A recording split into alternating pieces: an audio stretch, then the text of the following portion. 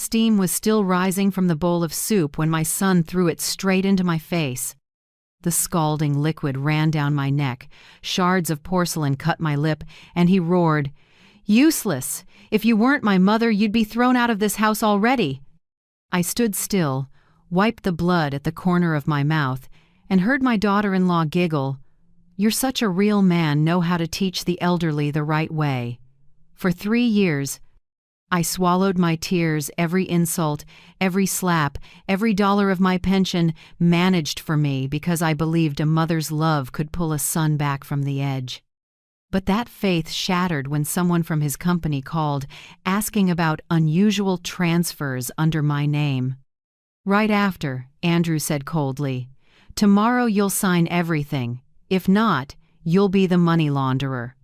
That night, I dried the blood, opened the drawer, and picked up my phone.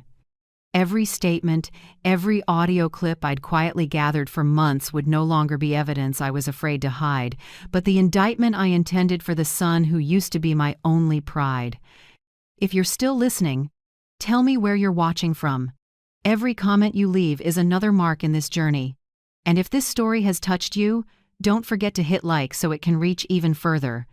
I am Margaret Hill, 68, widowed for nearly 10 years. I used to be an executive secretary at Benton and Avery LLP, where I spent over 40 years keeping every contract and every meeting on the dot. My life was tied to numbers, punctuation marks, and the belief that if I worked hard enough, life would be fair. This house, a small 2-story place in the western suburbs of Chicago, is the only reward I kept after a lifetime of work. But now, I live in it like an unnamed housekeeper. The morning after the bland soup night, I woke in the gray light leaking through the curtains. My neck burned, my lip was split, and every movement sent a stab through my left shoulder. In the mirror, my face was slightly swollen, the red streak on my neck spreading purple. I dabbed on a little cheap foundation, listening to Andrew's footsteps echo downstairs. When I came to the kitchen, Andrew was already at the table. The light flashed off his red tie, the only familiar thing left of the boy who once wore a cheap suit to his first interview. Now he didn't look at me like a son looks at his mother, but like a boss looks at a lowly employee. "Where's breakfast?" he snapped, eyes never leaving his phone. "What would you like?" I asked softly. "Scrambled eggs, toast, black coffee. Don't overcook the eggs." I stayed quiet and did as told. As I stood at the stove, soft footsteps sounded. Jasmine, Andrew's wife, in a mint silk nightgown, brown hair pulled into a neat high ponytail. Her smile was sweet and proper, the kind meant for a husband, not a mother-in-law. "Good morning, Mother Hill," she said, voice light as air. I nodded. "Morning." Her eyes landed on the bruise at my neck, then flicked to her husband as if to ask, "Too rough last night?" Andrew just curled his lip and sipped coffee. Jasmine smiled and turned back to me. "You should be more careful. The kitchen floor is very slippery." I heard the message under her words, but said nothing. I poured coffee into a cup and set it gently in front of Andrew. He didn't say thank you, only murmured low enough for me to hear, "Remember, if anyone asks, you fell. And stop making random phone calls." I lowered my head.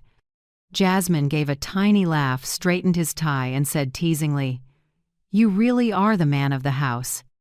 Without you, this place would be chaos." Andrew put a hand on her waist, kissed her forehead, then shot me a cold smile. When the two of them left and the engine started outside, I finally exhaled. I washed the dishes slowly, keeping my mind blank. Every time I bent over, my shoulder stabbed with pain. This kitchen, where I once baked with my husband for Thanksgiving, where I hung Andrew's Christmas cards when he was little, felt like a strange room now. I'd lived here more than 30 years, but since Andrew moved, back in. Nothing in this house belonged to me anymore. 3 years ago, when Andrew divorced, he knocked on my door in the middle of a rainy night. "Just staying for a bit, Mom," he said. "I've lost everything." I pitied him and opened my door and my wallet. I didn't know that opening my door to my son meant opening the door to my own hell. At first, things seemed fine.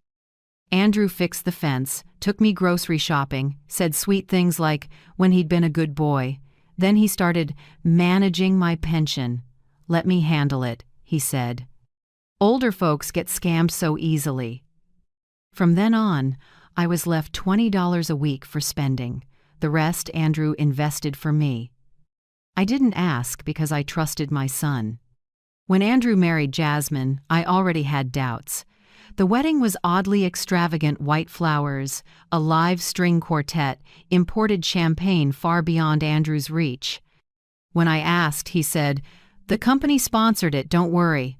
I believed him, until I found the payment receipts drafted from an account under my name. From then on, Jasmine treated me like hired help. I cooked, washed, and cleaned. She showed sweetness only when guests were around. Otherwise, she was ice cold. "At every meal," she told her husband, "having a mother-in-law like this is as convenient as having a housekeeper for free." Andrew just laughed. I couldn't. The violence started with criticism: too salty, too bland, too cold. Then pounding the table, then slaps, shoves, pinching, hands on my throat. I once thought if I stayed quiet, he'd calm down. The quieter I was, the worse it got. That bland soup night was only the final result of 3 long years of silence. The next morning, just as I was about to make tea, the landline rang. A polite male voice said, "Hello, I'm Owen Price, an accountant at Northern Apex. I need to confirm some recent transactions from an account under the name Margaret Hill." I froze, hand shaking. "My account?" "Yes. There are repeated transfers totaling nearly $50,000 signed under your name, but the signature appears inconsistent." I glanced at Andrew's door shut tight. "We'll check." "Thank you," Owen said. "If needed, you can meet me in person on the 18th floor at Northern Apex, 1134 North Avenue. The sooner the better." When he hung up, I stood there, still holding the cup of tea grown cold. On the table was the black envelope I'd kept hidden. Inside were statements I'd secretly printed when Andrew wasn't looking. Now I understood. He'd used my name to launder money. The front door swung open. Andrew stepped in, voice flat. "Someone call?" "No, just an ad." I lied. He stared straight into my eyes, like he could see through me. "Tomorrow, 10 a.m. The bank, you sign for everything. Otherwise, the money laundering charge is yours." I didn't answer. In my head, his sentence kept echoing. "Otherwise, you'll be the money launderer." That night, I opened the safe, took the black envelope and my phone, and hid them in my cardigan pocket. Every document, every recording, every tiny detail I'd gathered for months now, they finally mattered. As I sat at the table, my neighbor Ruth Delgado knocked. She's a kind woman, 66, with softly curled gray hair, who often brings me baked goods on weekends.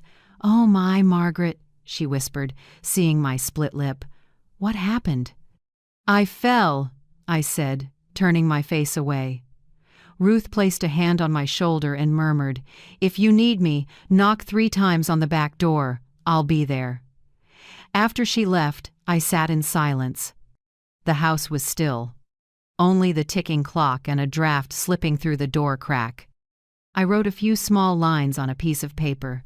"I'll cook tomorrow's lunch, but the bank, I'll talk to your accountant." I set the note on the table beside 6 crumpled $10 bills. Andrew, I had tossed down. Then I walked through the living room and looked at an old photo: Andrew at 8, grinning on the lawn. I touched the frame, my voice trembling. "You were once my pride, but tomorrow I won't let you destroy me any further." Outside, the night wind hissed through the dried rose canes under the eaves. I drew the curtains, turned off the light, and sat in the dark. No more fear, only one thought. Tomorrow I will push back. 3 years ago, on a cold, rainy night, a knock came while I was making tea. When I opened the door, Andrew stood there, soaked, stubbled, pulling a gray suitcase. The porch light cast his face in yellow. Tired. Bitter. A little pitiful. Like when he was small. "I lost everything, Mom," he said hoarsely. "Divorce, debt. The bank took the house. Can I stay for a while?" I didn't think twice. I opened the door, pulled the suitcase in, and opened my heart too. "This is always your home," I said. The words came as naturally as breathing because no matter her age, a mother only knows how to open her arms when her child falls. The first weeks were peaceful. Andrew slept in his old room upstairs, still calling me Mom, in a gentle tone. I got up early to brew coffee and toast bread. He fixed the pipes and painted the fence. In the evenings we watched the news. I listened to him talk about work and stress. He said he would start over. I believed every word. Then, one morning, while I was slicing apples, he looked around the table and said casually, "Mom, the house is kind of messy. After years alone, I guess you got used to clutter?" I forced a smile. "I keep things tidy." Andrew shrugged. "Sure, you're kind of tidy. Men like a different kind of clean." I went quiet. It was the first hint of criticism in his voice. Just a hairline crack, but I didn't know it would spread like rot under the floor. A few weeks later, Andrew suggested, "Let me help manage your finances. You still get about $1,300 a month in pension, right?" I hesitated. "That's my daily living money." "Don't worry. I'll give you spending cash about $20 a week. Enough. I just want to be sure no one takes advantage of you." Hearing "take advantage" made my throat tighten. Ironically, I was letting myself be taken advantage of and didn't know it. I agreed. The next day, Andrew brought home a new account form and told me to sign. "Sign here. Your old signature is too easy to fake. I'll register a new signature for security." I signed. One shaky stroke, and with it, I signed away my freedom. In the months after, Andrew changed. He spoke less, snapped more, and often said, "You don't understand the world now." I had to cook his favorites at exact times, exact flavors. If it was too salty, he put his chopsticks down and left the table. I ate the rest in silence. Then Jasmine appeared, a long-haired brunette with red lips and a confident gaze. Andrew introduced her on a Saturday afternoon while I was watering plants. "Mom, this is Jasmine. The best woman I've ever met." I shook her hand, felt her dark red nails, cold as ice. She smiled. "I hear you're very organized. I like women like that." Neat and orderly. Polite words, but it felt like she was inspecting a valuable antique. Their wedding came just 2 months later, at a lavish country club. Everything was so extravagant it stunned me. Live music, French wine, a jeweled silk gown, a buffet so grand I felt out of place. I whispered to Andrew, "Where did you get the money for all this?" He put a hand on my shoulder and smiled. "Don't worry, someone sponsored it." But when I got home and checked the account, the balance was cut in half. The numbers vanished coldly, without explanation. I knew but didn't dare speak. Once he had Jasmine, my questions were cut off by a stare sharp as steel. After the wedding, Jasmine moved in. I thought, another woman in the house might calm Andrew down. I was wrong. From day one, she circled the rooms, issuing orders. The living room's a bit dark. "Mother Hill, mind if I change the curtains?" "And the old sofa has to go. I'll get a modern one." Softly, I said, "Your father-in-law and I picked that set when we married. It's still good." She smiled. "I understand, but every generation has different taste. I'll handle it." Within 2 weeks, the home I loved became somewhere else. Cold white curtains, gray walls, an oversized dining table. Their wedding photos went up, ours disappeared. In one morning of clearing out old things, Jasmine erased 40 years of my memories. She called me Mom when guests were around. When it was just us, she switched to you in a clipped, dismissive way. "Did you mop yet?" "Change the guest room sheets, my friends are coming tomorrow." Stick to light chores, you're old. Oh, and don't forget the trash before I'm back. I listened, obeyed, and slowly forgot what it felt like to be called Margaret. Andrew was no longer the son I knew. Always in a suit, home late, talking to me only when something needed handling. One evening he handed me an envelope. Sign here, new bank card. The old one has issues. I skimmed it, saw faint words. Full authorization. You need that much control? Don't make this hard. I'm trying to help. His voice was calm. His eyes were a warning. I signed. From then on, I didn't know how much money I had. All bank mail went to Andrew's email. If I asked, he said, everything's fine, just cook and rest. When I salted a stew a little too much, Andrew slammed the table. Do you know how to do anything right? Jasmine giggled, leaning on his shoulder. Don't be mad, she's just cooking by habit. That was the first time Andrew slapped me.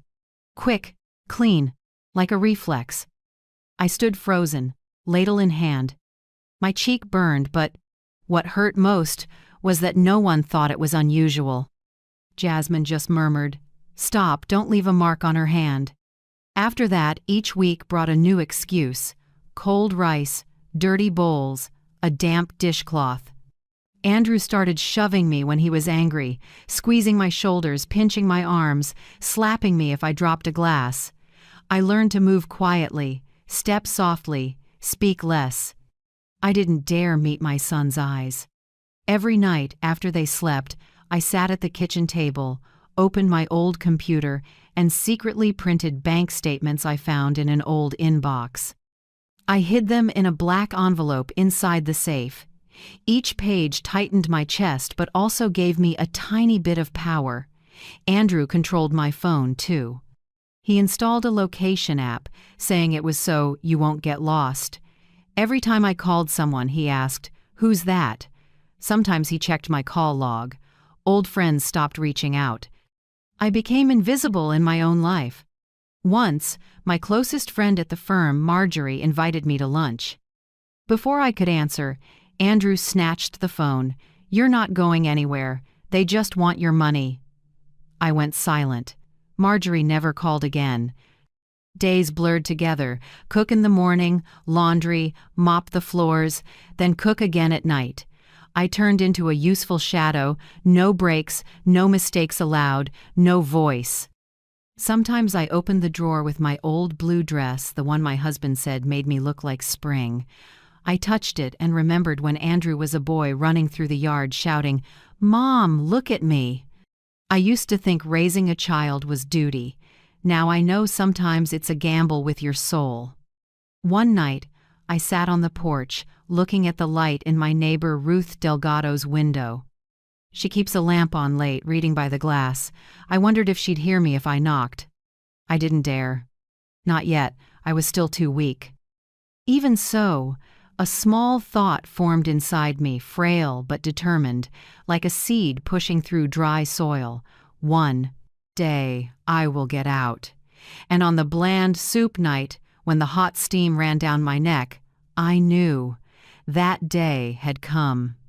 The next morning, I stood in the small kitchen staring at 6 crumpled $10 bills. $60, the money Andrew tossed down like charity, was my entire budget to make a perfect lunch for Jasmine's friends. I opened the fridge, half a stick of butter, 3 eggs, wilted greens, a third of a bottle of white wine. I took a breath and pushed the humiliation aside. I'd hosted firm luncheons for tougher guests. The only difference was back then I was Mrs. Hill. Now I was just the cook. I wrote a list and counted every dollar.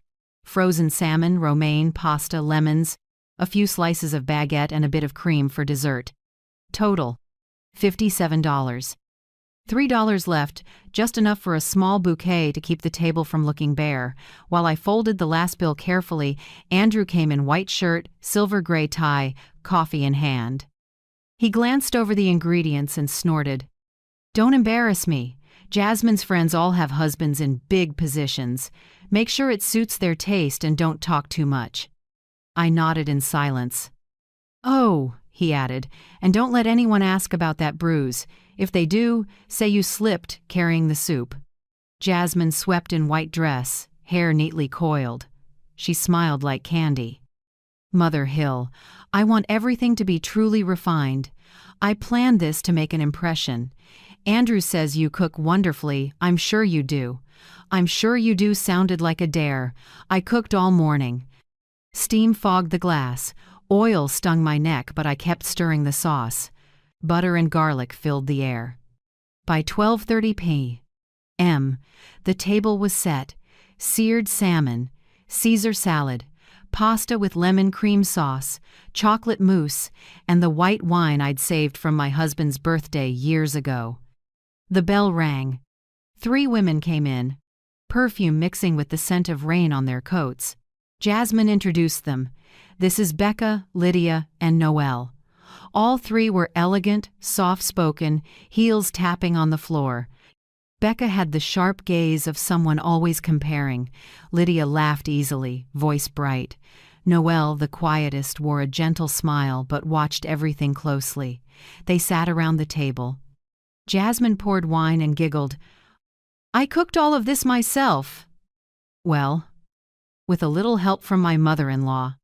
Lydia burst out laughing. "Oh my gosh, having a mother-in-law like this must be so convenient. No need to hire help." Jasmine pretended to blush. "Pretty much. She loves to cook." I pressed my lips together, gripping the dish towel as heat rose in my chest. I held it in. I'd heard enough jokes like that to last a lifetime. I carried out the salmon and said quietly, "Please enjoy." Noelle looked up. Her smile faded when she noticed the faint tear at my lip. "Are you hurt, Mrs. Hill?" Before I could answer, Jasmine cut in lightly. "She slipped last night. She's clumsy." Becca laughed. "Just like my mom. Older people can be so awkward." Their laughter circled the table, and the room seemed to shrink. Noelle kept her eyes on me, no longer carefree. "Where did you work before?" she asked. I lifted my head and said softly, 40 years at Benton and Avery LLP, before I retired." The table fell silent. Lydia set down her fork. Becca narrowed her eyes, surprised. Jasmine forced a smile. She was just a secretary, but very dedicated, probably why she types super fast. Noelle tilted her head. "Benton and Avery? I know that firm. I worked with them on a big case in 2010. She looked at me differently, like she'd recognized something. "You're Margaret Hill, aren't you? I remember seeing your name on the exec list for Hanover v. State." I froze. That case name was a ghost I'd tried to forget. I nodded, voice tight. "Yes, that's me." Noelle gave a small smile, not pity, but a quiet respect I hadn't seen in anyone's eyes for 3 years. The mood changed. Lydia switched topics, Becca sipped wine, and Jasmine kept a stiff smile, flicking anxious glances at me as if afraid I'd say more. I just cleared plates and listened to the silver on china clink, each sound slicing at my chest. Around 2 p.m., Andrew came home. The door opened and leather shoes hit the floor. "Babe," Jasmine squealed, running to him, arms around his neck like a war reunion. Andrew smiled and came to the table. Seeing me at the sink, he set a hand on my shoulder, light, but enough to freeze me. "See, ladies?" he joked. "My mother's the best chef in Chicago. If I didn't keep her here, some restaurant would have hired her." His friends laughed, thinking it was a compliment. Only I knew that squeeze wasn't affection. It was a warning. Lunch ended in polite pretense. When the guests left, Noelle lingered and said softly, "Nice to meet you, Mrs. Hill. If there's a chance, I'd love to hear more about your time at Benton and Avery." I kept my voice steady. "I'd like that."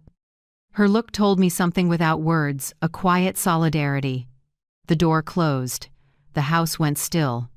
Jasmine turned to Andrew, voice sharp. "See, your mother was bragging about the past again." I told her to keep quiet. Andrew looked at me, half smiling, half annoyed. "Mom, don't bring up old stories next time. No one wants to hear them." I nodded. "I understand." Jasmine grabbed her bag and pecked his cheek.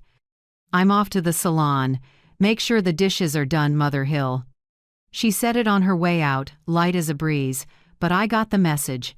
I cleared the table. One plate was broken. I picked up each shard. Steam from the sink burned my eyes. In my head, Noelle's words kept echoing. I remember seeing your name.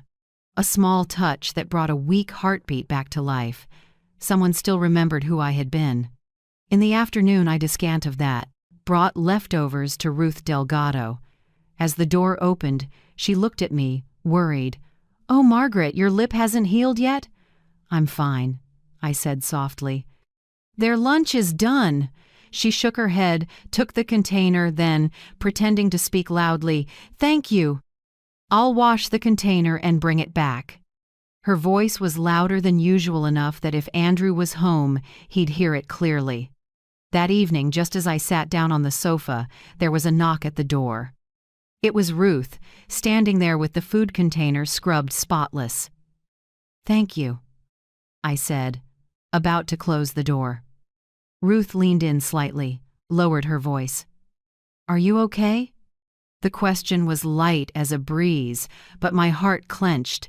I wanted to nod, to say I'm okay, but my throat tightened. "I'm okay," I whispered, and my eyes began to blur. Ruth looked deep into my eyes and didn't say anything else. She gently placed the container in my hands along with a small quarter-folded note. "Keep this," she said. "If you need me, knock 3 times on the back door at 7 o'clock. I held the note, feeling the warmth of her hand still lingering. After Ruth left, I opened it. The rounded, firm handwriting read, "I believe you, and I have ears to listen." I sat quietly for a long time. Outside on the porch, the evening wind carried the damp smell of soil and roses. Inside, the house was as still as always, but somewhere in that silence I heard a familiar beat, my own, a beat no longer afraid, starting to wake up. I got up at 5 a.m. Pale dawn slid through the curtains and across the wooden floor where I'd been writing all night. Next to a cold cup of tea was a thick black envelope, the thing I'd been carrying like a lucky charm. I put on my old wool coat, slipped into my worn flats, grabbed my purse, and opened the door softly as if I might wake the past. Andrew was still asleep. I heard a light snore upstairs, and Jasmine had left early to go to yoga. This was my only chance. I hurried across the yard. The morning chill pricked my skin like needles. I caught the number 24 bus toward downtown and took a window seat. The city was still misty, gray buildings sliding by, and my heart felt as heavy as if I were carrying my whole life in my coat pocket. The trip was longer than I expected. I hadn't been back to the business district where I used to work in 7 years. When the bus stopped near the Northern Apex building, I looked up at the huge glass wall reflecting the first light of day, a new headquarters, 18 floors, gleaming as if it had never held anything dirty. I took a deep breath and stepped through the revolving door. The receptionist looked at me with polite, assessing eyes. "Good morning. How can I help you?" "I have an appointment with Mr. Owen Price." "Your name, please?" "Margaret Hill." She tapped a few keys and nodded. "Yes, Mr. Price is waiting on the 18th floor. Elevators to your right." In the elevator, I watched the numbers climb. From 1 to 18 steps between a mother and the truth I was about to face. When the doors opened, a salt and pepper-haired man approached. He was in his early 50s, trim, gray suit, thin glasses. "Mrs. Hill? I'm Owen Price. Thank you for coming." His voice was low, warm, and without judgment. We walked into a small conference room with glass walls. He set a thick folder in front of me. "I'll be direct," he began. "We found a pattern of suspicious transactions tied to an account in your name more than $50,000 over the past 6 months. The funds were moved out immediately after they came in, mostly to accounts in Miami and Denver. All of them bear your signature, but the handwriting doesn't match." It felt like the floor dropped out beneath me. "What are you saying?" Owen slid the papers toward me. "These are copies. As you can see, there are clear..." Inconsistencies in the signature. The person doing this is your son, Andrew Hill. I stared at the page. Every number, every comma cut like a knife. My name, Margaret Hill, repeated again and again, a name I once felt proud of, now a tool in a scam. You're saying my son used my account to launder money? Owen nodded slowly. More precisely, he used your identity to legitimize embezzled funds from the company. We've collected sufficient financial evidence. Management wants to handle it internally for now, but you need to know so you can protect yourself. If law enforcement gets involved, you'll be the first one named. I dropped the pen, my hands shaking. I don't know anything. I didn't sign, I didn't transfer. I just live in my house. I believe you, Owen said, eyes sincere. But the law won't accept words alone. I advise you to file a report immediately. That will protect you as someone exploited, not an accomplice. I sat in silence. In my head echoed my late husband's voice from long ago. Margaret, when everyone turns away, the truth is the only thing that stands with you. I swallowed and asked softly, if I sign, what happens to Andrew? He'll be formally investigated, but you can't save him by staying silent. Silence is admitting guilt in your place. I looked at him, sunlight from the glass wall reflecting in my eyes. Give me the form. Owen took out another packet and set a pen down. My hand shook, but the letters were clear. Margaret L. Hill. When I finished, I took a deep breath. You did the right thing, Owen said gently. And no matter the outcome, you're the most honorable person in this story. I stood. My legs felt unsteady, but I was lighter somehow. I wasn't just a victim anymore, I'd taken action. When I stepped out of the building, the midday light hit my face and made me squint. It had been years since the sun didn't feel cold. I caught the bus back. The ride felt endless. I thought of Andrew, the boy who once slumped on my shoulder after failing a college exam, who said, "I'll make you proud." Now he'd turned me into a shield for his sins. I didn't know if there was anything left between us to call mother and son. When I got home, the clock was striking close to 3. I had barely stepped inside when I heard Andrew from the living room. "Where did you go?" His voice was dry and low, but I recognized what sat underneath: suspicion. "I went out for a bit," I said slowly, hanging my coat on a chair. "Out where?" "To see your accountant." The air froze. Andrew shot to his feet, his face changing color. "What?" I spoke with Owen Price. He showed me everything: the transactions, the forged signatures, the accounts in Miami. I know it all. For a few seconds he couldn't speak. Then his wide hand clamped down on my wrist, squeezing till the joints crackled. "Are you joking, Mother?" "I've never joked about justice." He squeezed harder, his breath hot on my face. "Shut up, you senile old woman. You have no idea what you're destroying." Pain shot through my arm. "Andrew, let go." He gritted his teeth, voice dropping. "Tomorrow, 10 a.m. You're going to the bank to sign everything away, understood?" I looked him straight in the eye, no fear left. "No." He shoved me. I stumbled into the table, pain shooting up my arm. "No? You think you can go against me?" "Not against you, Andrew. Against the law," I screamed. The sound burst out louder than I expected. "Which detail outraged you most? The bruising wrist grab or the senile old woman accusation?" You can share it quickly in the comments. I'll read every note because your words might be the lifeline for someone scared and hiding somewhere out there. Outside, I saw a figure by the fence, Ruth Delgado. She stopped, eyes wide. He let go of me and glanced toward the window. My eyes met. Ruth's for an instant, and I knew she had heard. Andrew stepped back, his face tight. He inhaled, then gave a thin smile, the kind that chilled me. "Tomorrow, 10 a.m., the bank. You will sign. If not, don't blame me." He turned and went upstairs. I dropped into a chair, hands still shaking. Purple fingerprints were already forming on my wrist. A coffee mug lay shattered on the table, liquid spreading across the floor. I saw my reflection in it, a gray-haired woman with tired eyes, but no longer weak. I heard Ruth's window slide open. A breeze drifted in carrying a hint of cinnamon from her baking. Then a small tapping, 3 knocks, slow and sure. I lifted my head and gave a slight nod. That night, I sat by the window in the dark. Moonlight fell on the black envelope, lighting up the cold words like fate's proof. I knew the real fight would start tomorrow, but I also knew something else. This time, I wouldn't be alone. I couldn't sleep that night. The clock ticked in the dark house like the heartbeat of someone counting down to something inevitable. On the table, the black envelope lay thick and silent, but alive like a second heart in my chest. Close to midnight, a faint light flickered in the backyard and startled me. I lifted the curtain. Ruth Delgado was crouched by the rose bed. Moonlight lay across her shoulders like mist. She set something down and covered it with dry leaves.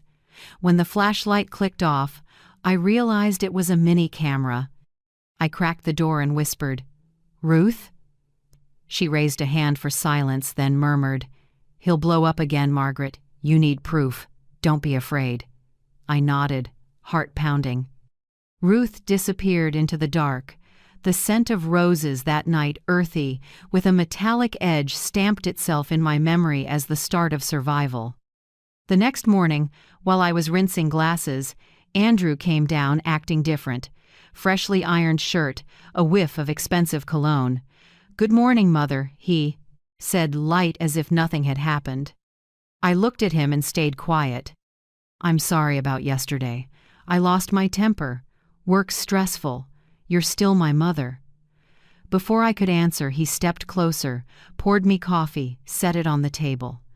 "You should rest and stop wandering around. Lately I've noticed you're unstable. If you keep pushing about those accounts, I might have to get a doctor to evaluate your mental health. You know how it is, old age, confusion." His tone was gentle, but every word slid over my skin like ice. I understood. One word from me, and he'd label me the crazy old lady. I set the cup down and looked him straight in the eye. "What are you afraid of that you'd hire a doctor just to declare your mother insane?" His eyes darkened, then he pasted on a smile. "I'm not afraid of anything. I'm just trying to protect you." He turned away, voice still mild. "Oh, and remember, 10 a.m. today. We're going to the bank. We'll tidy up the paperwork. No need to drag this out, right?" I nodded. In my head, everything spun. If I refused, he could do anything. If I agreed, I'd lose everything. I had one hope, Ruth. Around 8:45, there was a knock at the back door. I opened it and Ruth stood there, holding a tiny memory card wrapped in foil.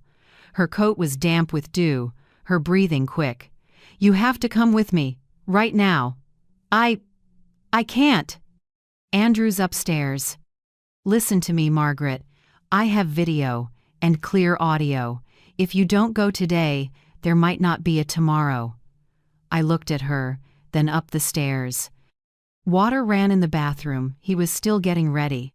I ran to my room, opened the safe, and stuffed the black envelope, house deed, and ID into my purse. "Back door," Ruth said. We slipped through the yard, along the fence, out the narrow alley. I was shaking so badly I had to hold on to Ruth. If he finds out I left, then he'll say you're crazy and, "Next time you won't get a chance to fight back. We need to see Assistant District Attorney Kimberly Hart." I called ahead. We took a cab. The whole way, all I heard was my heartbeat. The sky was gray, misty rain tapping the glass, buildings sliding behind us like silent witnesses. Kimberly Hart's office was in a red brick building downtown. She was in her early 40s, brown hair, upright posture, quick, decisive voice. When Ruth introduced me, she just nodded and said, "Have a seat." "I'm listening." Ruth set the memory card on the desk. "She's being abused." I recorded it. Kimberly loaded the card into her computer. The screen showed a grainy but clear image. Andrew clamping my wrist, his voice harsh. "Tomorrow you'll sign everything away. If not, you know the consequences." You could hear me yell, and Ruth outside calling, "Margaret!" Everything was audible. In the small office, the sound made the air heavy. Kimberly sat still for a few seconds, then turned to me. "Do you have any other documents?" I slid the black envelope to her. "Everything's here, statements, paperwork, and the sworn statement I signed at Northern Apex." Kimberly looked through it and nodded. "You've done exactly the right thing. With this evidence, we can request an emergency arrest. Warrant charges will include elder abuse, coercion, and financial fraud." I could hardly believe it. "Really? I can get out of this?" "Not just get out, but protect your rights. But you need to sign the complaint.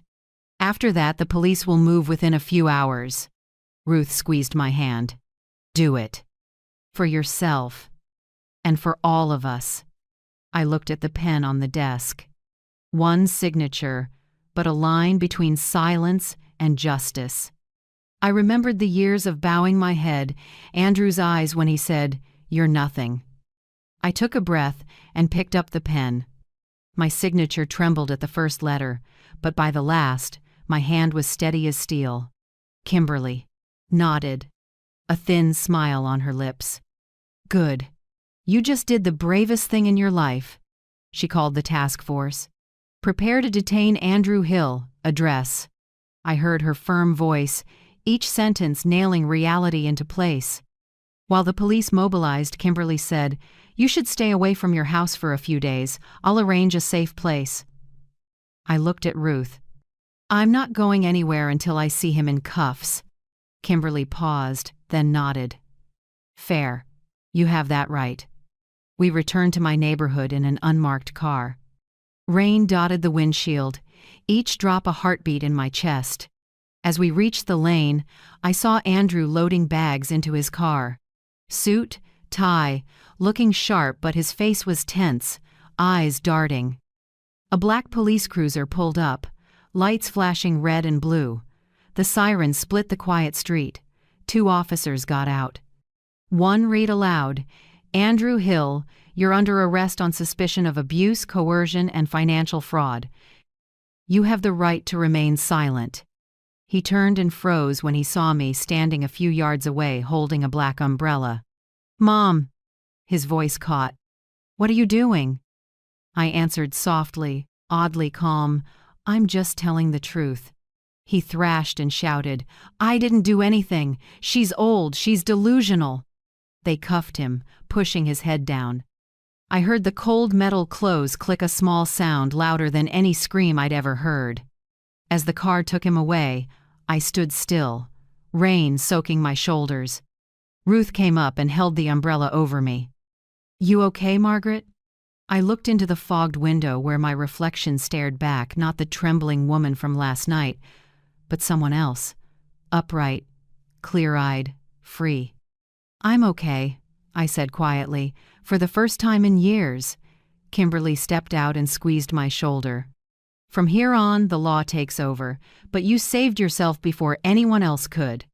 I lifted my face to the sky. The rain had stopped, without me noticing. Drops clung to the rose canes, glittering in the early afternoon sun. Beneath them, the tiny camera lay hidden under leaves, silent, but it had spoken for me. When the cruiser turned the corner, I stayed there in the after rain, gripping the umbrella handle till my knuckles went white. The siren faded, but inside me the snap of the cuffs kept echoing, cruel and freeing at once. The house was finally quiet after years of shouting. No more smashing, no more stomping, only shards of glass reflecting the face of an old woman who was finally clear-headed. I picked up each shard, hands shaking but strangely calm. When Ruth stepped in, she said nothing, just helped me gather the pieces scattered across the kitchen. "You need rest," she murmured. I nodded, but I couldn't sleep that night. In my head, I still heard Andrew's voice as he was taken away. "You'll regret this. I'm your son." 3 days later, the phone rang. The screen showed a cold line of text, "Inmate call, county jail." I hesitated. Kimberly had warned me, "Don't answer. He'll try to soften you." But part of me felt I needed to hear him, to fully understand the person I'd brought into the world. I picked up. "Mom." Andrew's voice was hoarse, weak. "I don't want to live here. I'm scared. You have to help me." "Help you?" I repeated, voice low. "That's all I've done for 3 years. That's not it. I was set up. They're making things up. I was just trying to protect you from legal trouble." I was silent, then answered softly, "Andrew, you don't need to pretend. Justice isn't something you can manipulate. I'm sorry, Mom. Please don't turn your back on me." I hung up. His voice echoed in my head, but it no longer had the power to soften my heart. A week later, Kimberly called. "The preliminary hearing is set for Thursday morning. Are you ready?" I nodded, though she couldn't see. Inside me was a small storm of fear and anticipation. The courtroom wasn't big, but it was packed. Andrew was led in wearing an orange jumpsuit, hair matted, eyes sunken. When he saw me, his lips trembled into a forced smile. I met him with a steady look. Ruth sat beside me, hand on my shoulder in quiet support. The judge, an older woman with a stern face, spoke. "We're here to consider the bail request for the defendant, Andrew Hill." His attorney rose, smooth as ever. "My client is a hard-working man who made mistakes under stress. He's the only caregiver for his elderly mother. We request bail pending trial." Kimberly stood solid as an oak. "Your Honor, my client, Mrs. Margaret Hill, doesn't need that kind of care.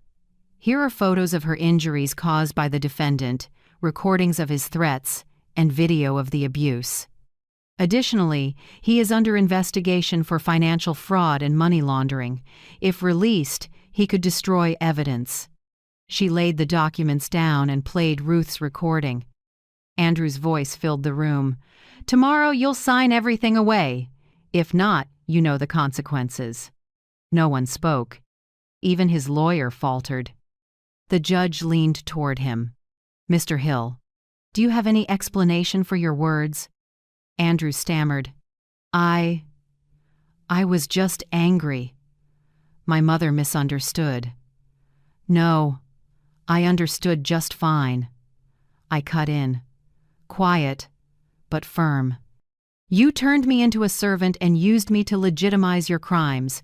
Now you're afraid of losing the freedom you took from me." The room fell silent. Andrew stared at me, the warmth that once lived in his eyes replaced by confusion and fear. The judge brought down the gavel.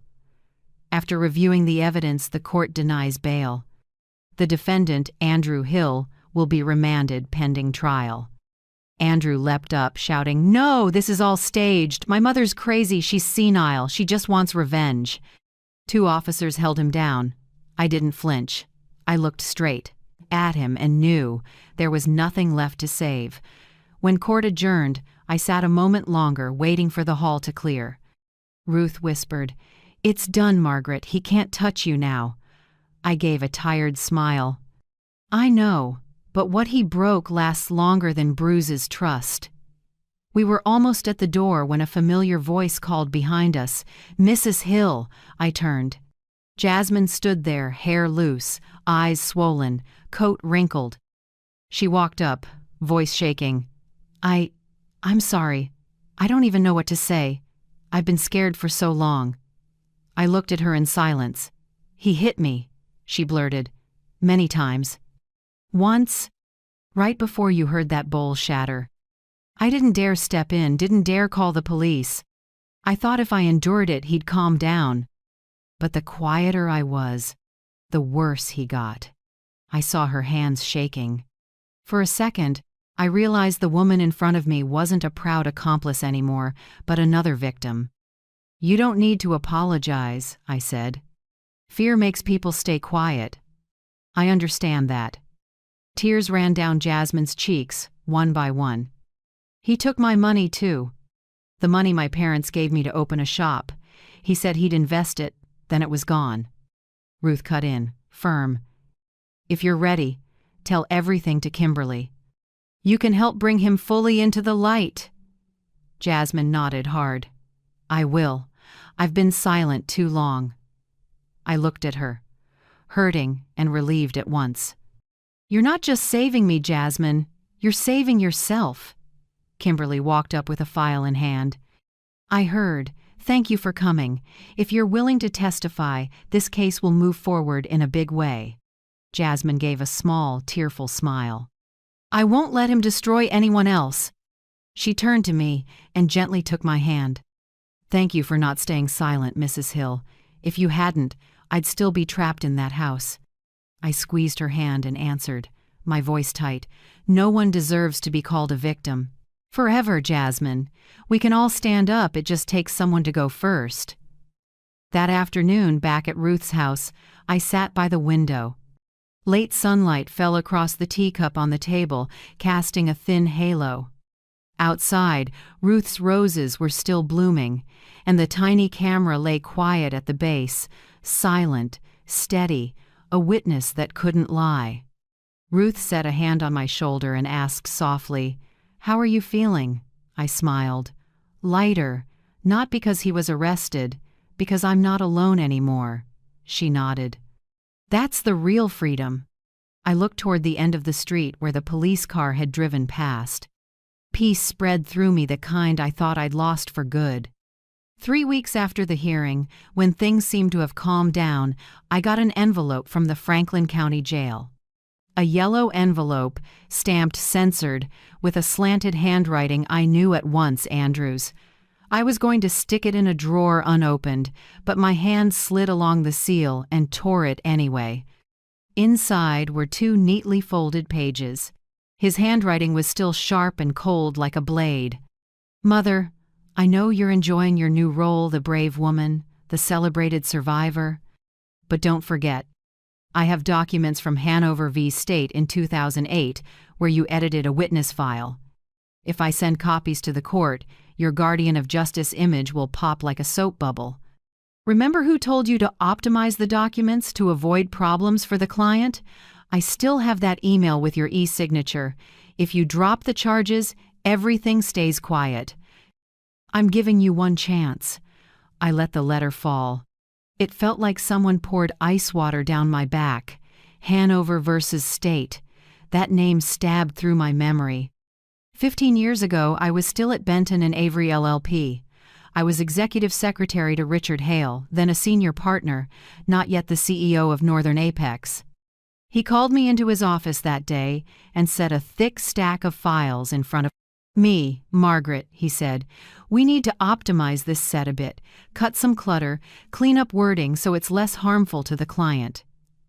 I remember asking, "Do you mean format or content?" He just smiled. "Format, of course." I didn't overthink it and did exactly as told. But a few weeks later, when the case ended, the press was loud about altered evidence, a big ethics flap. I was scared, but no one mentioned my name. The secret got buried with the years. Until today, when Andrew dug it up like an old grave. I sat for hours, staring at the letter. Wind pushed through the window and sent a few bills skittering across the table. My heart pounded. Suddenly light and sound felt far away. That afternoon, I brought the letter to Kimberly Hart's office. She finished reading, her face set. "He's blackmailing you," she said, each word clear. "I know. What scares me more is, he might be telling the truth." Kimberly took off her glasses and looked closely at me. "Did you actually alter documents in that case?" I cut a few sentences and swapped a few words. I didn't understand the law fully back then. I just did what my boss asked. She leaned back, thinking. "Legally, if we show you didn't knowingly do wrong, the risk to you is very small. But if he has materials and drops them at the right moment, the media will dig. They don't care who's at fault, they just want a story." I pressed a hand to my forehead, dizzy. I've already lost my standing in my own family. I can't bear being paraded in front of the world again. Kimberly spoke gently. "No one wants exposure, but if he holds something over you, You'll always be a hostage." That night, I told Ruth. She frowned slightly as she listened. "Hiding a secret is a victim's chain," she said. "I lived with a husband like that, always threatening to spill my secrets. I only got free when I said them first. I'm not as strong as you think, Ruth. I'm terrified." "No, you're just remembering what captivity felt like. You're forgetting you have light now, and the truth. And Kimberly." She stood to pour more tea. Steam rose, mint filled the kitchen, warm in a way that surprised me. I sat and felt my heartbeat slow. 2 days later, I got a second letter. Again from Franklin County Jail, this time with a photo. It was a shot of the handwritten note I made in 2008 while reworking the Hanover v. State report. My messy line, "Cut the witness section. Boss says it's unnecessary." Below it, Andrew had scribbled, "Remember your own handwriting? If you don't drop the charges, this photo goes to the media." There's also the Christmas bonus clip from that year. "People will think you helped launder money for the firm. I don't want to do this, but you're forcing me." The dizziness rushed back. I grabbed the table to steady myself. My mind reeled like someone yanked me back 15 years to a late-lit office, me at the keyboard, thinking I was just doing my job. The next morning, I brought everything to Kimberly. She looked at the photo and said, "He's smarter than I thought. He's tying 2 cases together, your old one and his current one, to distract and create doubt about your honesty. If the media bites, they'll assume you lied before, even if it's unrelated." What should I do? "Did you ever receive cash or gifts you didn't report while at Benton and Avery?" I hesitated, then nodded slightly. "Yes, a few times. Small things. I thought they were holiday thank yous. I didn't think it broke the rules." Kimberly exhaled. "Then, there's a small risk, but not big. I need you to be completely honest so I can protect you properly." I told her everything. A $200 Christmas envelope, a gift card from a client. Kimberly wrote it down and did a quick mental tally. At worst, if anyone digs, you could face a minor administrative penalty. No one's prosecuting that after so many years. The only real danger is your silence, because he's using it to scare you. She paused and looked straight at me. "Do you understand, Margaret? Every time you fear being exposed, he gains power. If you say it first, he has nothing left to threaten you with." I looked out the window at the light rain. Drops slid down the glass like the years I'd locked myself in fear. I asked, voice tight, "Say everything publicly? Can I live through that?" "You don't have to endure," Kimberly said softly. "You just have to be free." That night, Ruth brought over a fresh almond loaf. We ate in silence. When she stood to clear the plates, I asked, "If you were me, would you go public?" She thought a moment, then said, "I would, because if you don't, people will keep believing your fear is real. When you speak, they finally see how strong you are." She smiled and poured more tea. "The only thing that keeps people trapped isn't offense, Margaret. It's a secret." I looked into my cup, the steam hazy. In that soft blur, I saw Andrew's face as a boy, mischievous and trusting. Then I saw him now bitter, scheming, full of resentment. I knew if I stayed silent, he'd keep that chain around my neck. I drew a long breath and whispered, almost under my breath but sure, "Okay, Ruth, I'll tell everything." Her eyes lit. "That's the Margaret Hill I know." That night, I sat at the table with a blank sheet of paper. Warm light fell across the deep lines on my hands. I started to write, each word a little shaky. I, Margaret Hill, once inadvertently took part in editing documents in the Hanover versus State case under a supervisor's direction. I did not realize then that it could be considered improper. I never accepted money or benefits in exchange for that action. I choose to make this public not to justify myself, but to end all threats. When I signed my name, I felt weight to lift. It wasn't quite courage, it was freedom. I folded the page and set it beside Andrew's letter. Two worlds side by side, a secret for blackmail and a truth for release. And I knew, when morning came, I would take it to Kimberly. There was nothing left to fear. The next morning, I brought the statement to Kimberly's office. The sky was heavy, wind pushed hard down the avenue, sirens drifting far off. Each breath felt like lead.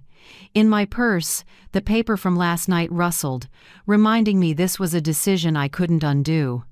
Kimberly read every line, her face unchanged until the end. After a few seconds of silence, she set it down and spoke slowly. "Do you know what this means, Margaret?" "I do. I'm incriminating myself." "Not exactly," she softened. "You're taking away his weapon. When a blackmailer has nothing to hold, his power evaporates." I sat still, fingers laced tight. Kimberly went on.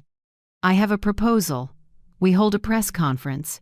You disclose this yourself. What happened in the past, that small violation. You tell your story, own it, and end it on your terms. Then Andrew can't control you anymore."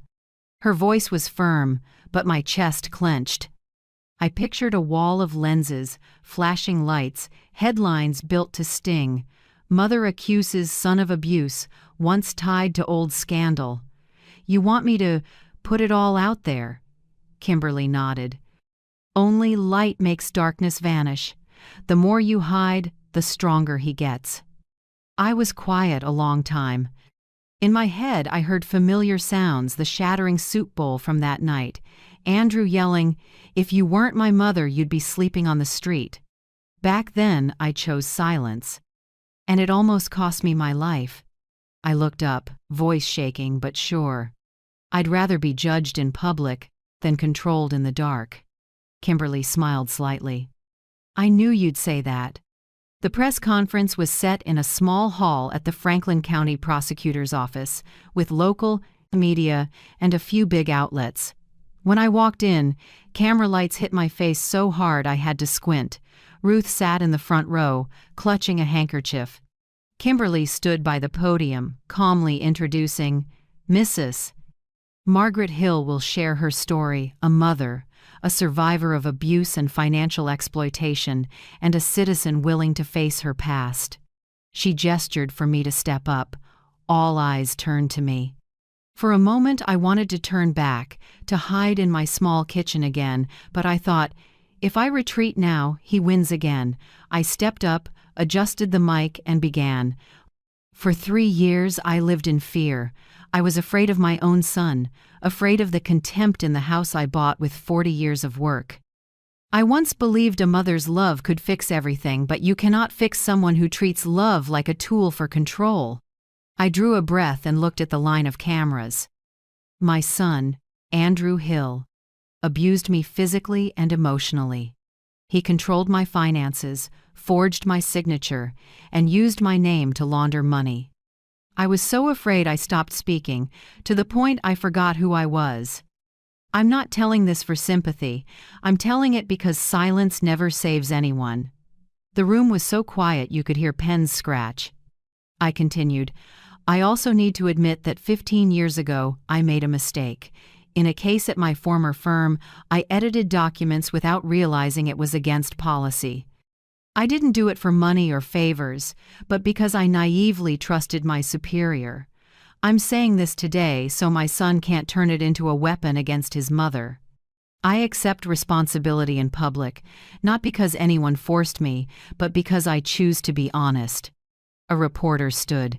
"Are you worried about being charged after this admission?" I answered softly, "If I have to pay for an old mistake to be free from fear, I'm willing. Freedom isn't free." Kimberly stepped up and signaled me to pause. She looked around the room. "Mrs. Hill's story shows the strength of Lug. Truth. Our office confirms, after reviewing the records, she will not face criminal charges. We will focus on prosecuting Andrew Hill, who exploited his mother and tried to blackmail her." Murmurs spread. A middle-aged female reporter raised her hand. "Mrs. Hill, what would you say to those being abused or controlled right now?" I looked straight at the lens where I imagined hundreds of women sitting at kitchen tables, in nursing homes, in quiet houses. "I'd say this," I answered. "Don't let fear keep you a prisoner, whether it's your child, your spouse, or anyone. If they make you tremble every day, that isn't family. Believe in justice. It may be slow, but it doesn't go dark." Applause rolled through the room, not loud, but low, long, and sincere. In the front row, Ruth lifted a hand to wipe her eyes. When it wrapped, Kimberly came to me, voice full. "You did what many never dare, Margaret. He can't touch you now." I exhaled, my legs close to buckling. I just said what I should have said long ago. "Sometimes," she said, "courage isn't shouting. It's telling the truth in a steady voice." Outside the hall, reporters waited for more quotes. I smiled lightly and declined. I'd said enough, and for the first time, I didn't need to explain myself to anyone. That evening, Ruth and I sat on her porch. The sun slid behind the trees, painting the yard red. She handed me ginger tea, warmth spreading through me. "I saw the coverage," Ruth said. "Every outlet is praising you. One headline called you the mother who cut the blackmail chain." I gave a small laugh. "Sounds like a movie. Movies only copy real life, Margaret. Real life just hurts more." I leaned back and watched the roses tremble in the breeze. "Ruth, I thought I'd lost everything, my good name, my child. Trust. Turns out, when you lose everything, you find yourself." She nodded gently. "You got back the most important thing, your voice." Kimberly stopped by after dark with a folder. "Good news, the DA's office officially won't charge you. We're shifting all focus to Andrew." I took her hand, my voice catching. "Thank you, Kimberly. Without you, I'd still be shaking in my own house." "No," she smiled. "You just needed someone to remind you that you deserve to live without bowing your head." That night I slept in Ruth's living room. Moonlight slipped through the curtains and fell across my hands, hands that once trembled, signing endless forms, bore bruises, and shook with fear. Now they were still. I hugged the pillow, listened to the wind at the window, and felt something strange settle in. Real peace. No more nightmares, no more shouting. Just me, the moon, and the quiet softness of freedom. For the first time in years, I slept well. 3 weeks after the press conference, when the buzz had faded and "The Mother Who Spoke the Truth" headlines had been replaced by newer stories, I got an unexpected call. On the line was Owen Price, calm and courteous as ever. "Mrs. Hill, Mr. Richard Hale, CEO of Northern Apex, would like to meet you. He says this isn't just business." That name made my heart skip. Richard Hale, the boss who once said, "Just tweak a few sections in the Hanover v. State days." The man whose one sentence left me haunted for 15 years. I was quiet for a few seconds, then said, "Okay. Tell him I'll come." The next afternoon, I stood before Northern Apex's soaring glass tower, the same place that once made me shake just to walk in and clear my name. This time I came back not as someone under scrutiny, but as someone who had weathered a storm. Richard met me in the lobby, still as polished as ever, salt and pepper hair, crisp white shirt, navy tie. The difference was the smile, no arrogance, only contrition. "Margaret," he said, voice low, "I owe you an apology." I looked at him evenly. "For what?" "Richard, for telling me to optimize documents 15 years ago, or for not seeing my son committing crimes under your roof?" He lowered his head slightly, voice softer. "Both." We sat in a 20th floor conference room. Late light poured through the glass, laying pale gold across the table. Richard set a folder in front of me. "The internal investigation shows Andrew embezzled more than $130,000 over 2 years. Besides using your account, he sold confidential information to competitors for cash." I should have caught it sooner. I went still. Every number in the file was a fresh cut. I asked, oddly calm, "What do you plan to do now?" Richard laced his fingers. The company is pursuing criminal and civil action against Andrew Hill. But I also want to make amends for you and for this company. He looked at me, steady. We'd like to bring you back, not as a secretary, but as an in-house ethics and compliance advisor. Starting salary, $4,000 a month. Additionally, the board has approved $50,000 in compensation for the indirect harm caused by Andrew's actions. Everything's been cleared. I stared. Are you serious? Serious. I'm not doing charity, Margaret. I need someone who understands how thin the line is between right and wrong and will never step over it again. You're that person. I looked out the window and saw the city blazing with sunlight. 3 years of abuse, a lifetime of steady work, and now here I was again, sitting before a door I once thought had slammed shut forever. I said softly, "You know, Richard, there was a time I thought I'd never walk into this building again.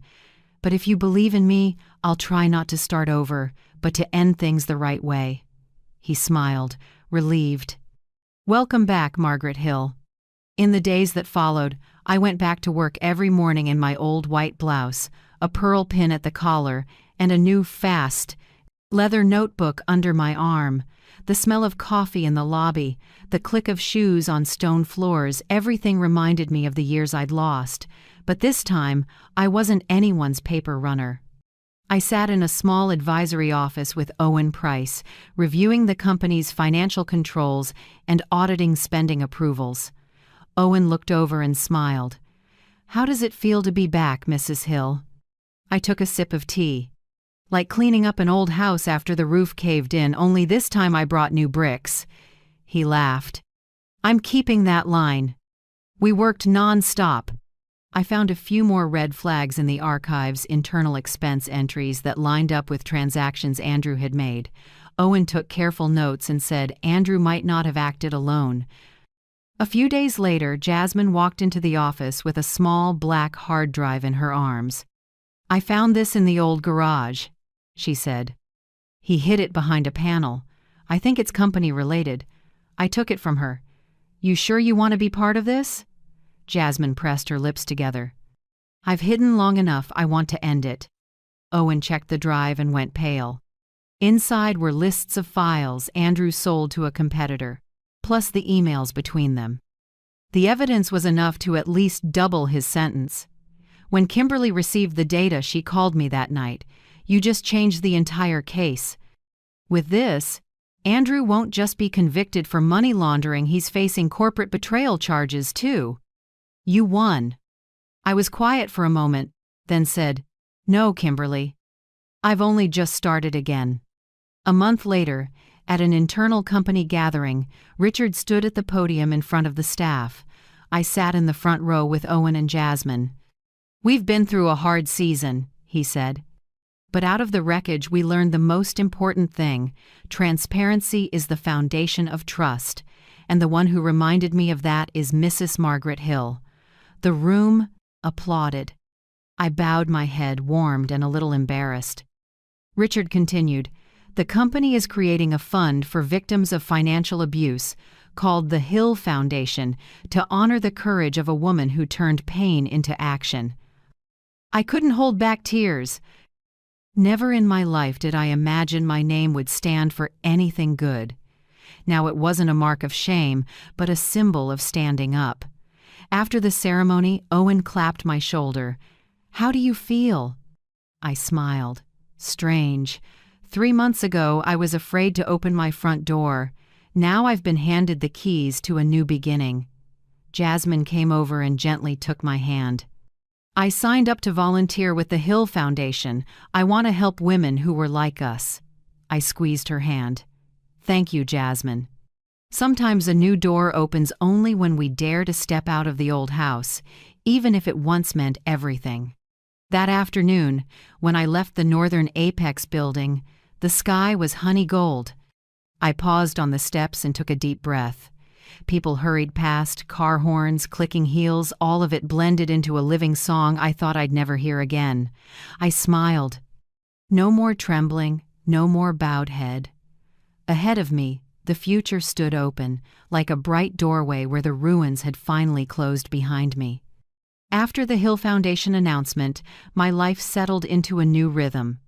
But when the lights dimmed and the applause faded, I realized there was still a wound unhealed, not on my skin, but in my mind.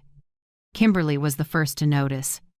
"You've lived in fear too long, Margaret. Your body learned how to protect itself, but your mind hasn't. I think you should see a PTSD specialist." I hesitated, then agreed. In the first session, the doctor asked, "Do you often dream about old memories?" I nodded. "Every time I hear a bowl hit the table, I see his face, Andrew's. I wake up with my heart racing and my hands shaking." He took notes, voice soft as breath. "You lived too long. Under control. Now you need to learn to take back control of yourself."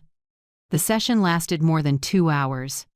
I learned to breathe through panic and to stop apologizing for things that weren't my fault. Each exercise seemed simple: stand tall, look in the mirror, say, "I'm safe," but each one brought me to tears. I never thought I'd have to relearn the most basic thing: feeling at home in my own body.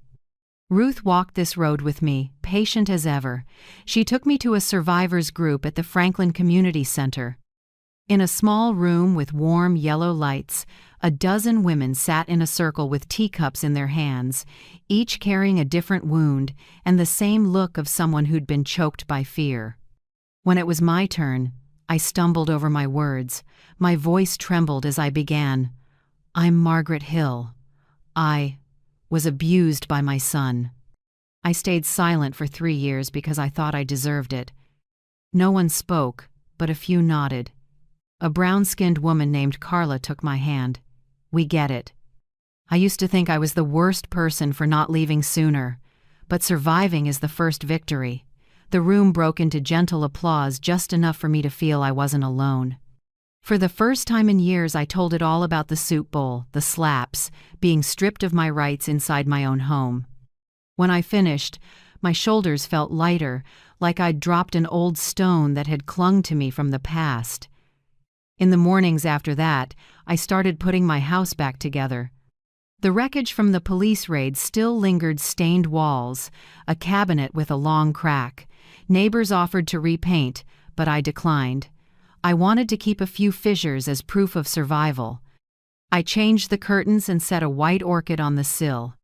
Each morning, when sunlight cut through the frame, my heart calmed. The house that once trapped me became the place I learned to live again. Kimberly still stopped by often. We spent many evenings practicing my testimony. "You'll need to stay calm when they try to provoke you," she said. "The defense will look for contradictions or question your memory." I gave a thin smile. "I lived 3 years with a man who called me senile. No one's shaking me now." Kimberly laughed. "That's exactly the energy I want." Each practice run, she played defense counsel and pressed hard. "Do you have proof Andrew hit you?" "Yes. Video and photos my neighbor recorded." "Do you admit you signed some papers that helped Andrew?" "I signed under duress. The proof is in messages and recordings in the black envelope." Kimberly nodded, satisfied. "Good.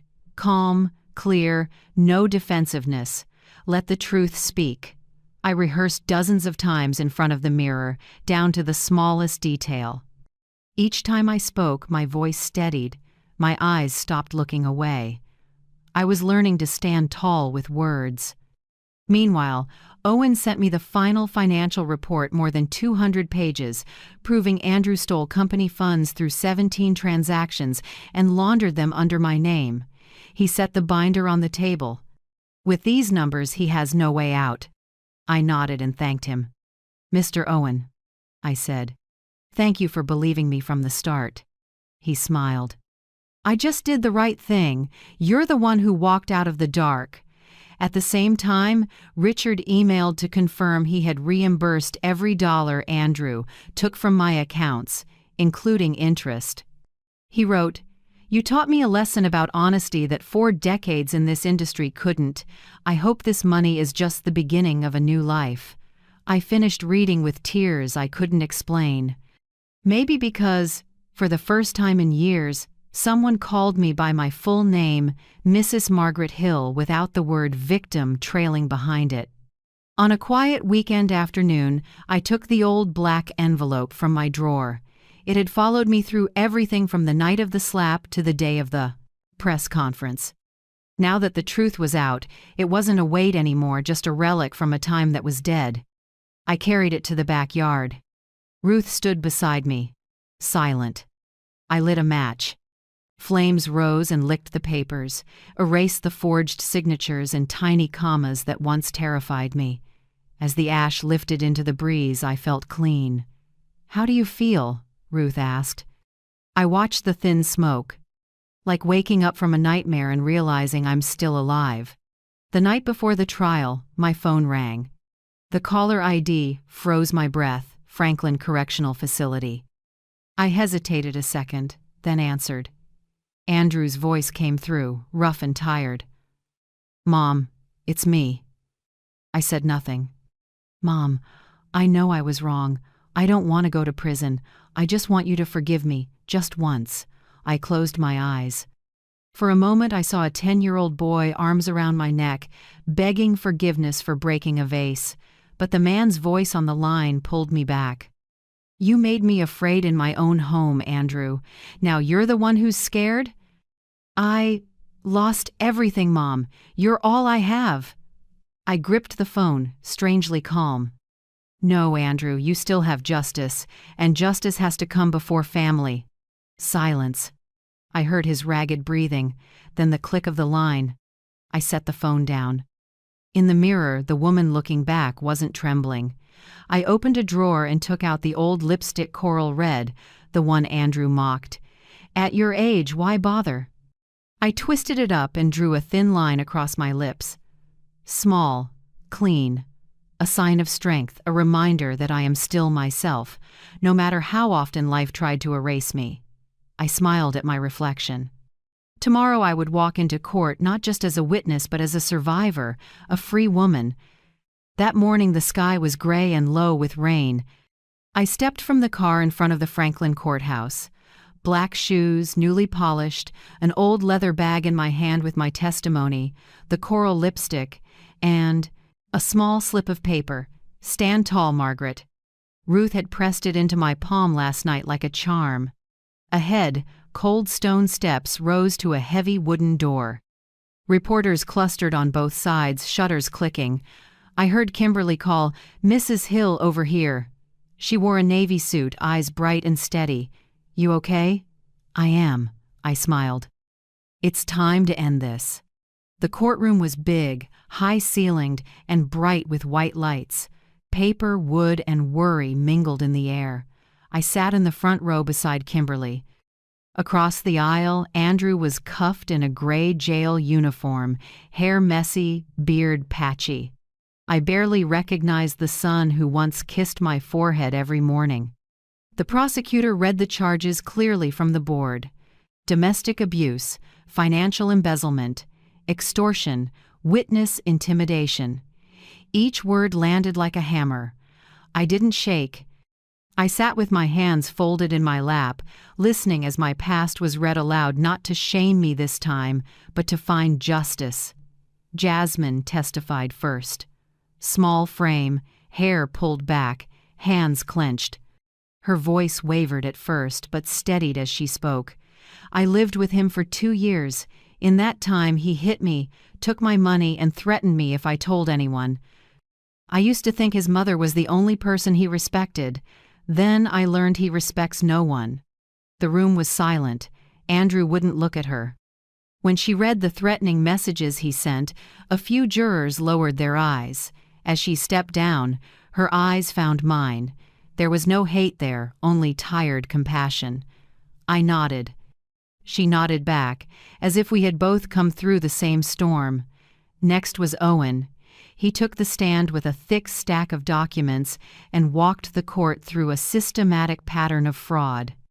The defendant, Andrew Hill, used his position in finance to move company funds into accounts under his mother's name, Mrs. Margaret Hill, who had no knowledge of it.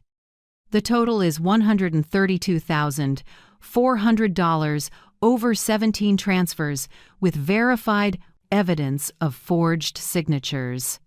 Owen put each statement on the screen, every bank page, every mismatch. His voice was even and sure. When he finished, he glanced my way, as if to say, "We did it." The defense tried to push back, claiming Andrew just asked his mom to move money as a favor. Owen answered cleanly, "No one needs a favor 70 times across 3 different states over 2 years." A small chuckle rippled through the room. Andrew bowed his head, jaw tight. Then it was my turn. Kimberly touched my arm and whispered, "You're ready." I stood and walked to the stand. My footsteps sounded on the floor like a calm heartbeat. When I looked up, dozens of eyes were on me, jurors, press, the prosecutor, and Andrew. I began in a voice so steady it surprised me. "I'm Margaret Hill, 68. I'm the defendant's mother." Silence. I faced the judge and told it all, each piece, each memory I'd once tried to bury. From small insults, Andrew turned me into a live-in maid in my own house. Every month, my retirement check disappeared. Every time I asked, he said, "I'm just managing it for you." I stayed because I thought a mother's love might save a person. But the night he threw a bowl of soup in my face, I understood that if I didn't fight back, I would die a little every day. I told them about Owen, the 18th floor, the forgeries, the crushing grip on my wrist, and the final blackmail letter. I explained how I confessed my old mistake in public to sever his power over me. Each sentence felt like a cut, but one that freed me, not hurt me. The defense rose to cross-examine. "Mrs. Hill," he said, "you admit mistakes in the Hanover v. State matter, correct? How can we trust the memory of a 68-year-old? A murmur rose. I took a breath. I can forget dates. I will never forget what it felt like when my son's hand was on my throat. If you need help with your memory, the video my neighbor recorded will jog it." Kimberly smiled and signaled. Ruth stepped forward and submitted the memory card. The footage filled the screen, Andrew shouting, forcing me to sign, his voice clear. "If you don't sign, you lose everything." No one made a sound. Even the judge gripped his armrest. When the video ended, Kimberly turned to the defense and said softly, "Any more questions about my client's memory?" He said nothing and sat down. The room thickened with quiet. Andrew's head hung, his shoulders sagged. I saw the collapse, not loud or dramatic, just an absolute emptiness when a man loses the power he thought he'd keep forever. The jury conferred briefly. Then one juror stood to read the verdict. "We find the defendant, Andrew Hill, guilty on all counts." The judge nodded, voice firm. "The defendant is sentenced to 18 years in prison and must pay full restitution." The gavel struck 3 times, echoing. I closed my eyes and let the sound etch itself into me, a period at the end of 3 years of hell. Andrew looked up at me. His eyes were hollow, no hatred, just the pit of late understanding. I didn't speak. I gave a small nod, not forgiveness, goodbye. As I left the courtroom, Kimberly took my hand. "You did it." I smiled, hoarse. "No, we did." Outside, the noon sun hit the courthouse steps. I stood still and filled my lungs with warm air. A breeze lifted a few gray hairs and carried the scent of freedom, the smell I'd forgotten. Farther down, Ruth and Jasmine waited, each holding a small flower. When I reached them, they said nothing, just hugged me tight. For the first time in years, I truly stood tall. Not a mother begging for mercy, but a woman who saved herself from a twisted version of family. On the drive home, I rolled down the window and let the wind wash over my face. I watched the trees and houses go by and told myself, the world is still beautiful. I just spent too long afraid to look at it. And now I can. The next spring, when the maples by my porch began to bud, I officially started my new job at Northern Apex as an ethics and compliance advisor. My office was small, a desk, a bookcase, a window on the park. But every morning, When I powered up my computer and steeped mint tea, it felt like a miracle. I was still here, and I got to begin again. I moved slower, breathed deeper, laughed more. The scars in my mind didn't vanish, but they stopped running me. I used my freedom like air, light, natural, without guilt for being happy. I remodeled the old house not to erase the past, but to let the light in. I opened the curtains each morning so sun poured through the living room and glinted off the photo of me and Ruth at the Hill Foundation launch. The walls were a warm cream now, but I left a few small cracks, like time scars, not pretty but honest. Ruth is almost the only family I have left. She shows up in the mornings with a basket of warm pastries and an easy laugh. We plant flowers on the porch and talk about ex-husbands, our kids, and the small things that make two 68-year-old women feel at peace. One afternoon, Ruth asked, "Are you still angry at your son?" I smiled, looking out at the roses. I don't know if it's anger anymore. Maybe regret for the child I once believed would be good. But angry? No, I just won't let him hurt me ever again. I wrote a long letter to Benton and Avery, the firm where I worked for 40 years. I didn't accuse anyone. I urged them to strengthen ethical processes and to require an independent audit each year so the line between what's legal and what's convenient can't blur. A week later, the new managing partner called to thank me and offered an honorary advisor role. I declined. I don't need a title, I just need to know the mistakes I made won't repeat. From the Hill Foundation's early success, Kimberly, Owen, and I launched a small project called Light After Silence, a fund supporting older women abused or financially coerced. We host workshops, offer free legal consults, and raise money for shelters. Every time a hesitant woman walks through our door, I see myself from 3 years ago, hair unkempt, dark circles, hands shaking around an envelope of papers. But when they leave with a faint smile, I know light is spreading slowly, but it holds. In July, Kimberly asked me to speak at the National Conference on Domestic Violence and Elder Financial Abuse. Standing before a big hall and hundreds of silent faces, I wasn't afraid. I began with a simple line: "Secrets only have power when we let them live in the dark." I told my story not for praise, but so someone trembling out there would know they aren't alone. When I finished, the room stood and applauded, and in the crowd I saw dozens of wet eyes. I bowed. Not a victim, not the wounded, a survivor. One late night while I was making tea, the phone rang. The screen read, "Franklin Correctional Facility." My heart pinched, but I picked up. Andrew's voice was low and rough. "Mom, I just want to ask, will you ever forgive me?" I said nothing. He breathed hard, then added, "I don't expect to get out early. I just want to know if you still see me as your son." I drew a long breath. "Andrew," I said slowly, "I don't know when you'll understand this, but forgiveness isn't erasing.